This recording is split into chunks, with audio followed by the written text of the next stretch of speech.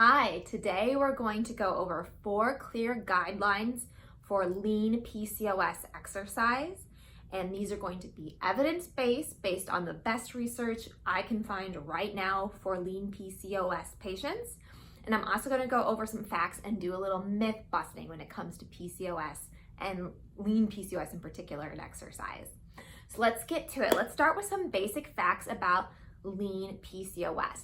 So at least 30% of those of us who have PCOS are lean or have a BMI that's in the average or below average weight. Of those lean women, 75% of them have insulin resistance. So there's a myth that insulin resistance is only something you have to worry about if you are gaining weight or have heavy PCOS. That doesn't seem to be the case. Depending on what units of measurement you're using, about 75% of lean PCOS patients are dealing with insulin resistance. Furthermore, it looks like it is more difficult to stay lean if you're lean and have PCOS. Research studies have compared what women with PCOS are eating versus non-PCOS women, and match them pound for pound. So a 120-pound woman with another 120-pound 5'5" woman. And it seems like the consistently lean PCOS women are eating a lower amount of calories to maintain the same amount of weight. So there seems to be some sort of relationship with having difficulty staying lean. Even if you have lean PCOS, it could be that you're more vulnerable to gaining and retaining weight. So you want to look out for that you could be slowly gaining weight over time. That could be a sign that your PCOS is getting worse, or you're just not living the appropriate lifestyle for your body. The other aspect of lean PCOS that I just want to touch on is that it seems like people with lean PCOS have more of an adrenal androgen access. Basically, that means that a lot of the testosterone that you're getting is coming from your adrenal glands, and your adrenal glands are responsible for responding to environmental and psychological stress. You hear a lot about the hormone cortisol that also comes from the adrenal glands. So there is some concern about overstimulating the adrenal glands in lean PCOS. Okay, so here are 4 guidelines that are based on evidence, so actual medical research, so they're worth testing out and using as your baseline. If you have lean PCOS, this is how I would start with my exercise program. Number 1 is that strength training is across almost all types of PCOS here. I shouldn't say almost, across all types of PCOS as far as we know. Strength training is the most reliable modality of exercise for lowering testosterone. This is particularly important for lean PCOS patients because it seems like high androgens are a driving force in their PCOS symptoms.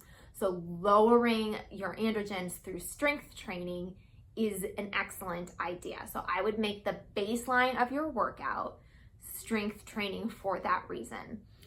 Now, with a lean PCOS person, I would lean towards focusing more on building strength and taking rest breaks in between my sets and reps, and really focusing on good form and lifting heavy and building strength slowly. So you'll see a lot of strength workouts that maybe have some high intensity interval training or a lot of fast movement circuit training type of exercise mixed into it. And those aren't necessarily bad for lean PCOS, I don't think, but your main goal isn't so much to get your heart rate racing as much as you can while you're strength training. It's really to build that muscle, and you're better served probably by taking some more rest breaks in between each set and rep. Okay, so along with reducing testosterone, building muscle long-term, having more muscle on your body is a good way to ward off creeping weight gain as you get older, which we think will probably be an issue for lean PCOS people. And also it is a good way to prevent insulin resistance and pre-diabetes. So those are other reasons why strength training should be incorporated into a lean PCOS workout. Next, I want to talk about vigorous intensity cardio versus moderate intensity cardio. I hear a lot of lean PCOS questions about I'm lean, but I have kind of like a belly fat. That is an indication that you are, you have higher insulin levels, even if it's not testing on a blood test yet. And one of the best ways in the PCOS population to reduce insulin levels is through vigorous intensity cardio. So this is taking your cardio, making it shorter, and making it more intense, working harder in a shorter period of time.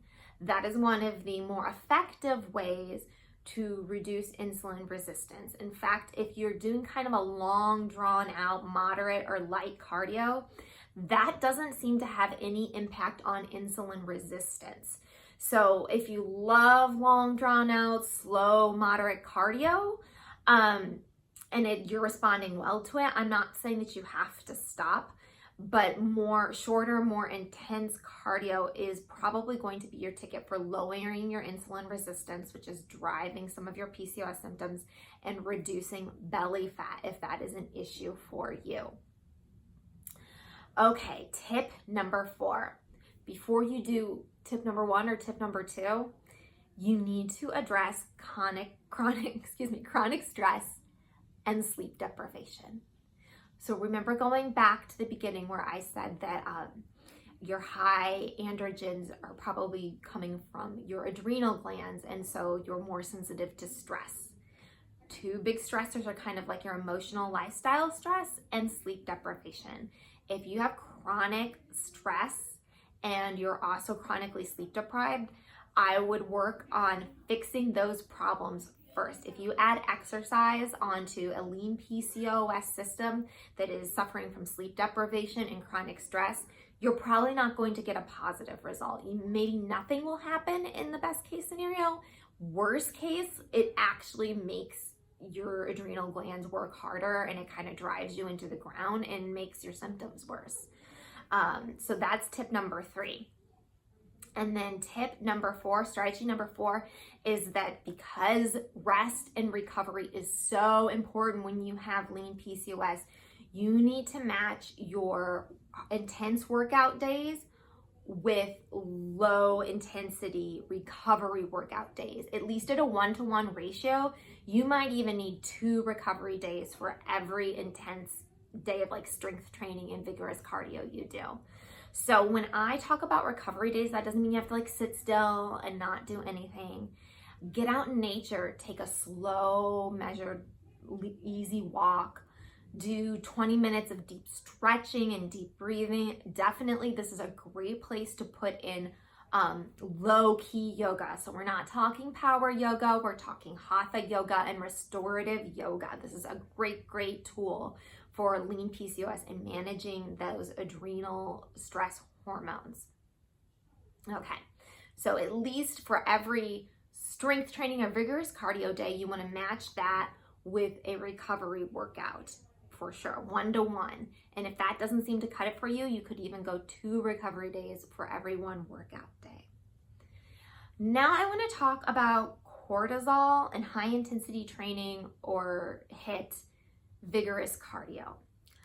I hear a lot of buzz out there kind of in the blogosphere about, oh, you know, if you have lean PCOS or you have adrenal fatigue, working out hard, doing strength training, any of that stuff is really, really dangerous and you shouldn't do it. I looked into the research on high intensity interval training and cortisol spikes. I have in my description below links to the research I found. There's not a ton out there, but there were 3 studies that I looked at that got close to a lean PCOS situation. They were done with women in them. And so I looked at 3. 2 of the studies showed that there was really no long-term changes in cortisol for the participants that did high intensity interval training. And 1 showed that it actually reduced cortisol. So my thinking is now, based on that research, that probably doing an appropriate amount of high intensity or vigorous cardio is okay, as long as you have, number 1, addressed your chronic stress and sleep deprivation, and number 2, you are matching your recovery to your recovery days to your intense workout days, okay? I'm also gonna link in the show notes my video about how long you should work out if you have PCOS. All of the guidelines I give in that video apply to lean PCOS as well. Okay, so I hope this helps all of the lean sisters out there. It is clear from all the analysis on lean PCOS and exercise that it is an effective tool for managing PCOS, even though you don't need to lose weight. It is definitely a good way to help tame your hormones and get a better control of your symptoms. So please don't think that if you do not need to lose weight, that exercise isn't for you. All humans need to be moving. And if you follow these 4 guidelines, I think you're going to get a great result. Hit subscribe to my channel if you have lean PCOS or heavy PCOS and you want tips that are actionable that will help you thrive and feel fantastic.